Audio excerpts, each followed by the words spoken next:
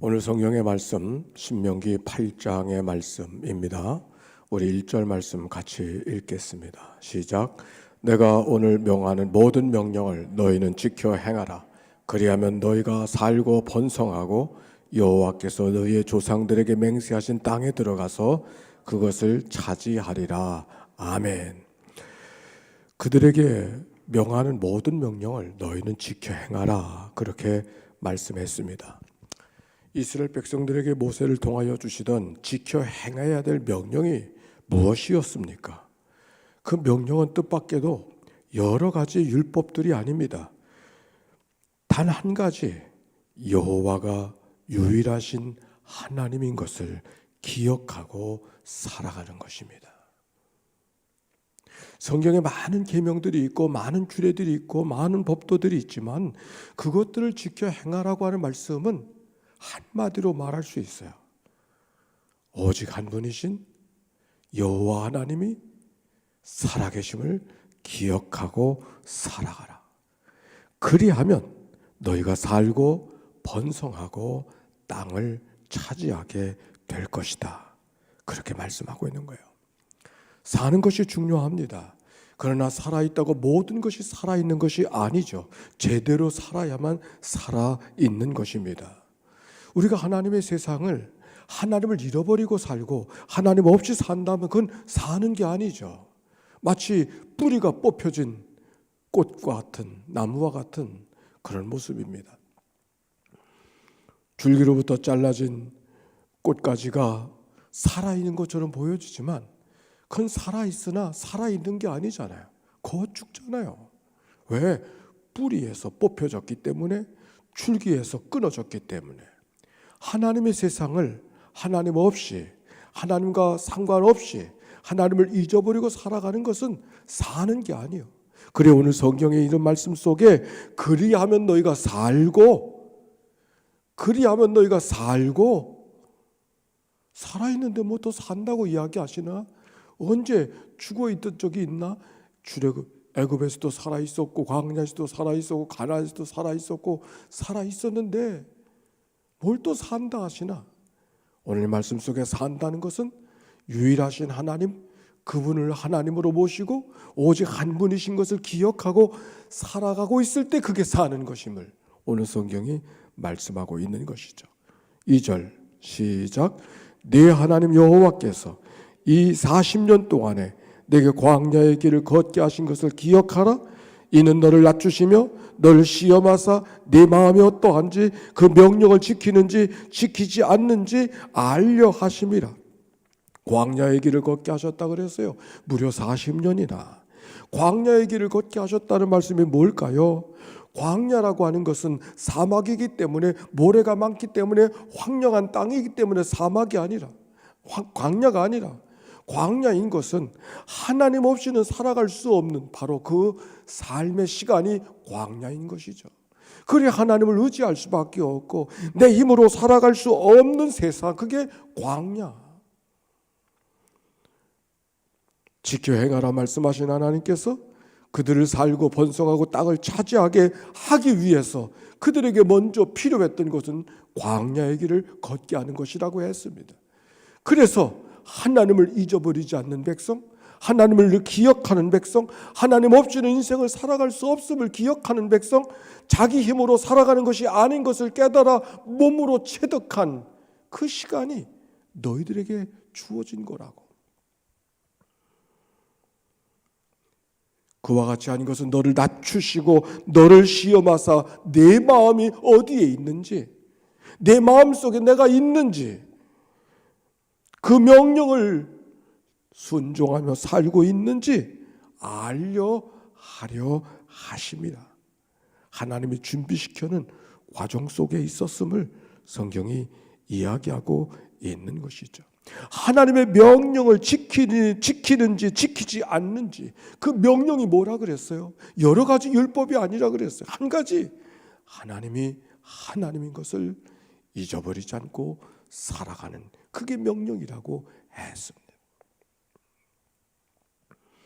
우리가 가정마다 자녀들을 양육하고 자녀들과 함께 살고 있지만 우리가 자녀들에게 가르쳐야 될 것도, 부모가 자녀들에게 해야 할 것도 무엇을 해 주어야 되는가 하는 말씀을 이 말씀 속에 알게 하는 것이죠.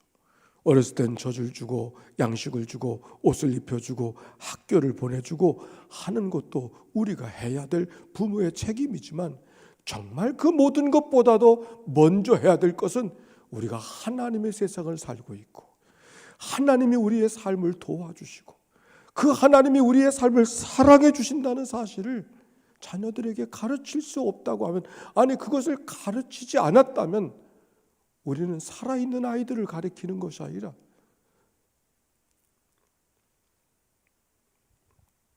오늘 성경이 우리들에게 말씀하고 있는 것이죠. 진정 두려워할 자를 두려워하며 살아갈 수 있을 때만 세상을 담대하게 살아갈 수 있지 않겠습니까?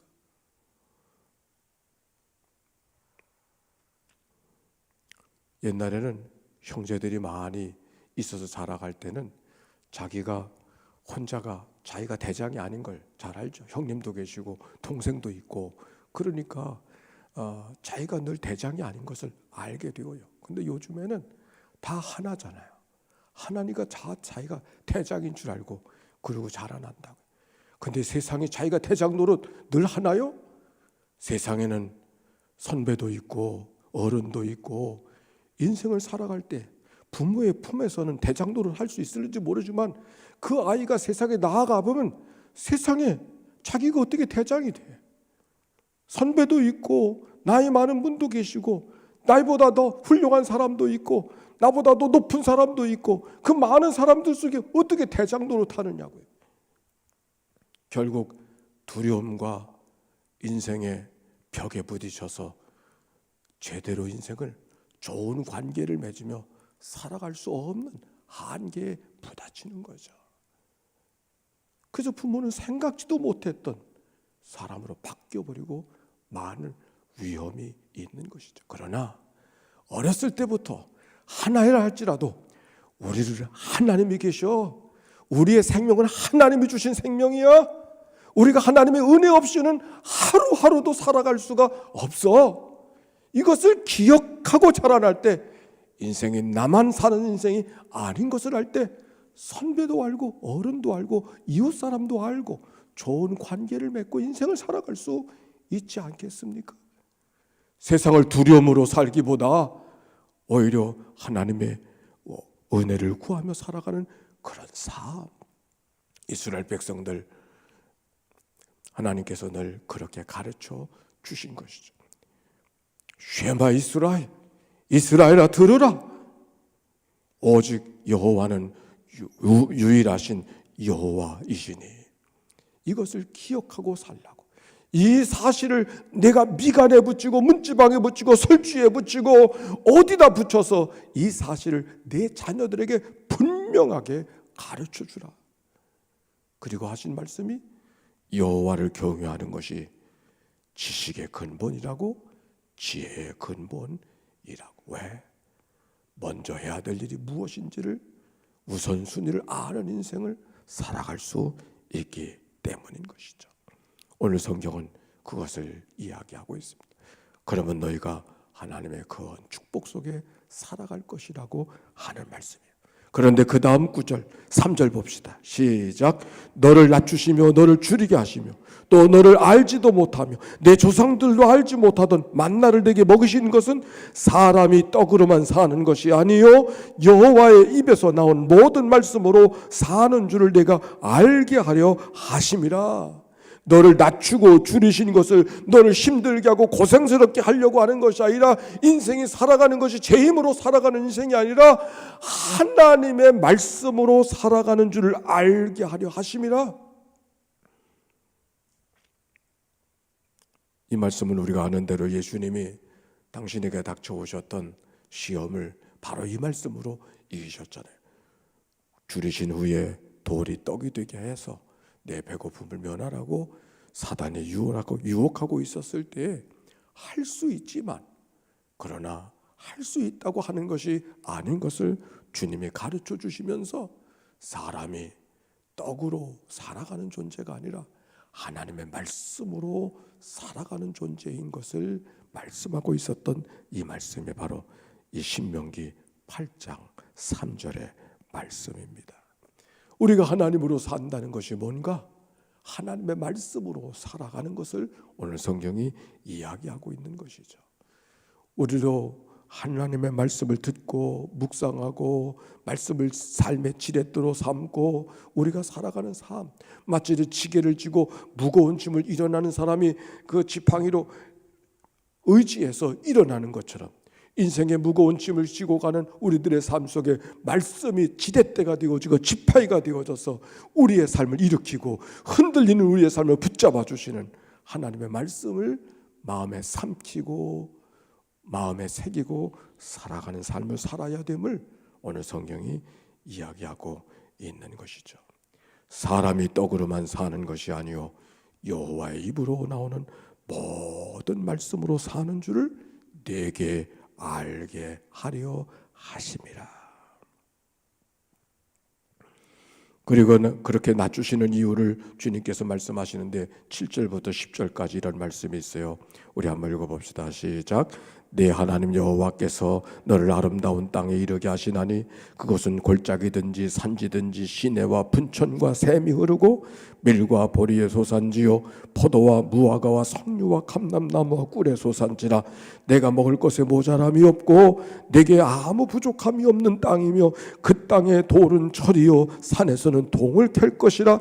내가 먹어서 배부르고 네 하나님 여호와께서 옥토를 내게 주셨으므로 말미암아 그를 찬송하리라. 아멘. 우리가 낮추시는 것은 너를 납작 엎드리게 하고 계신 것은 너를 무시하고 너를 어렵게 만들려고 하는 것이 아니라 오히려 내게 복을 주려 하심이라고 그렇게 말씀하고 있는 것이죠. 그래서 너희가 갖고 있는 삶을 통해서 그를 찬송할지어다 하나님을 찬송하며 살아가는 삶을 살아가게 될 것이라고 말씀하고 있는 것이죠. 그런데 하나님의 염려가 있습니다. 12절에 보니까 이런 말이 있어요. 내가 먹어서 배부르고 아름다운 집을 짓고 거주하게 되면 또 내 소와 양이 번성하며 내 은금이 증식되며 내 소유가 풍부하게 될 때 내 마음이 교만하여 내 하나님 여호와를 잊어버릴까 염려하노라. 등 따숩고 배부르게 되어졌었을 때 하나님이 잊어버릴까 내가 염려하노라. 힘들고 어려울 때는 하나님 없이 하나님께 의지하지 않으려는 사람이 아무도 없어요. 근데 건강할 때 배부를 때 등 따숩 때 하나님은 계시면 좋고 안 계셔도 그만. 그럴 때가 얼마나 많이 있습니까? 성경은 바로 그것을 이야기하는 것이죠. 너희가 하나님의 말씀을 잘 지켜 가나안 땅에 이르게 되어졌었을 때 그곳에서 먹어 배부르고 아름다운 집을 짓고 거주하게 되며 소와 양이 번성하고 은금이 증식되고 소유가 많아지고 풍부하게 되어졌었을 때 자기도 모르게 마음이 교만해져서 하나님 여호와를 잊어버릴까 봐 내가 염려한다. 그리하여 성경은 시편을 이렇게 말하죠. 고난의 유익이라고. 때때로의 고난은 우리의 삶으로 하나님 앞에 돌이키는 삶을 만들어오고는 우리가 때때로의 시련은 시험거리들은 우리의 삶을 늘 하나님 앞에 돌이키게 하는 하나님의 기회로 우리에게 주어지는 하나님의 사건들인 것을 기억하고 예기치 않았던 고난, 역경, 어려움이 찾아올 때마다 하나님이 내게 뭘 말씀하시려고 하시는가? 온몸을 귀삼아 하나님의 말씀 앞에 귀를 기울여 살아가는 것이 마땅한 그리스도인의 삶의 모습인 것이죠. 예수님께서 제자들을 향해 사람들을 향하여서 내가 하늘에서 내려온 산떡이니 사람이 이 떡을 먹으면 영생하리라. 내가 줄 떡은 그 세상의 생명을 위한 내 살이니라. 그렇게 주님이 말씀하셨어요. 그랬더니 사람들이 저 양반이 저 청년이 어떻게 하늘에서 내려온 생명의 떡이라고 자신을 이야기하는가. 많은 사람들이 흩어져 버리고 말았어요. 그래서 예수님께서 그때 12 제자에게 너희도 가려느냐? 그때 그 제자들이 예수님께 이렇게 말씀했습니다. 따라서 합시다. 영생의 말씀이 여기 계시오니, 영생의 말씀이 여기 계시오니 내가 어디로 가오리까 고백하고 있는 그 말씀. 오늘 다 새벽에 나와 하나님의 말씀 앞에 자기를 대면시키고 믿음 안에 살아가려고 하는 여러분의 삶, 하나님의 크신 은혜와 축복으로 이스라엘 백성들을 허락해 주신 것처럼 여러분의 삶에도 그런 은혜와 축복이 가득 임하게 되어지는 이날과 모든 삶이 되어지시기를 주의 이름으로 축원합니다. 오늘 말씀대로 그러나 등 따숩고 배부르게 될 때 하나님의 염려가 있음을 기억하고 오늘 하나님 앞에 기도하고, 오늘은 하나님 앞에 서고 있지만 하나님 어떤 경우도 배부르고 등 따숩게 될지라도 하나님을 잊어버리지 않고 살게 하시고, 영생의 말씀이 여기 계시오니 내가 어디로 가오리까, 이 고백이 내 고백이 되게 해 주옵소서. 이렇게 기도하는 이 아침이 되기를 바랍니다. 그리고 주일 우리가 예배가 회복되기를 원하고 있으니 우리 하나님 앞에 다 예배가 회복되어지고 새벽이 회복되어지는 그런 교회가 되기를 위해서 기도해 주시기 바랍니다. 정말 한 가지는 임원회는 이번 주일 안 하고 한 주 후에 하겠어요. 왜냐하면 임원회를 조금 더 준비하고 해야 될 일이 있어서 사정은 제가 이번 주일에 다시 광고를 하겠습니다. 그렇게 지난 수요일 날 기획위원을 통해서 결정했으니까 그렇게 이해를 해 주시기 바랍니다. 어쨌든지 이 예배가 회복되게 해 주옵소서. 그리고 병상에 누워있는 식구들, 김송지 목사님, 이필규 장로님, 김치경 집사님, 강귀자 성도님, 강유진 자매 위해서 기도해 주시기를 바랍니다. 그리고 우리가 새로운 임지를 찾고 있는 우리 김귀한 전도사를 위해서도 기도해 주시기를 바랍니다. 함께 합심해서 기도하는 이 아침이 되기를 바랍니다. 기도합니다. 사랑이 많으시고 자비로우신 아버지 하나님 감사합니다. 영생의 말씀이 여기 계시오니 내가 어디로 가오리까. 제자들의 고백이 내 고백이 되게 해 주시옵시고, 하나님의 말씀 앞에 우리의 심령들이 바로 서는 저희들 되도록 인도하여 주시기를 주님이여 간절히 바라옵고도 원합니다. 하나님께서 우리의 삶을 축복해 주시려고 고난과 광야의 길을 걷게 하여 주셨으면 우리가 믿음으로 그 길을 걸어가게 하여 주소서. 내리신 하나님의 거룩한 축복이 가정마다 심령마다 임하도록 인도하여 주시기를 주님이여 간절히 바라옵고도 원합니다. 오늘도 하나님의 교회가 예배가 회복되기를 원합니다. 신령과 진정으로 예배하는 하나님의 교회가 되게 해주시어서 코로나의 광야길을 능히 걸어가게 하시고 알곡 신자로 하나님 앞에 설 수 있도록 은혜 나누어 주시기를 우리 하나님 아버지여 간절히 바라옵고도 원합니다. 사랑이 많으시고 자비로우신 하나님, 오늘도 병상에 누워있는 여러 믿음의 식구들을 기억해 주옵소서. 김송지 목사님과 이필규 장로님, 김치경 집사님과 그리고 강유진 자매와 그리고 강귀자 성도를 기억하여 주시길 원합니다. 그들이 있는 자리 속에 주님께서 짐이 동행하여 주시고 그 짐상이 그 병상이 하나님의 품으로 경험되어지는 하나님의 놀라운 은혜가 있게 하여 주시옵소서. 치유하신 하나님의 거룩한 역사를 온몸으로 경험하도록 인도하여 주시기를 주님이여 간절히 바라옵고도 원합니다. 사랑 많으시고 자비로우신 아버지 하나님, 새로운 임지를 구하는 김귀한 전도사를 축복하여 주시기를 원하오며 하나님께서 가야 되는 길들을 선히 인도해 주시옵시고 이 역경 속에 이 고난 속에 이 안타까움 속에서 하나님의 도우심을 경험하고 살아계신 하나님 앞에 새롭게 결단하고 연단받는 특별한 은혜의 시간이 되도록 인도하여 주시기를 주님이여 간절히 바라옵고도 원합니다.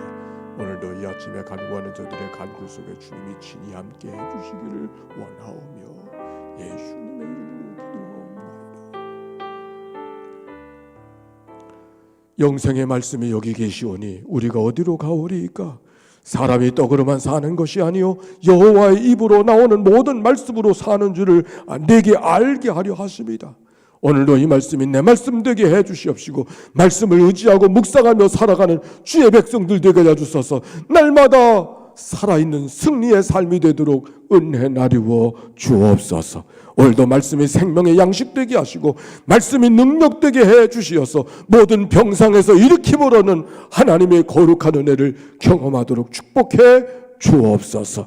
이 한 날의 모든 것을 다 주께 의탁드리오며 드려진 예물을 축복하옵시고 예물 속에 담겨지는 간절한 기도를 연락하여 주사 하나님의 선함으로 채워진 삶 되게 하옵소서. 예수님의 이름으로 기도하옵나이다. 아멘. 이제는 성부, 성자, 성령 삼위일체 하나님의 크신 은혜와 사랑과 역사가 이제와 같이 영원히 함께해 주시기를 축원하옵나이다. 아멘.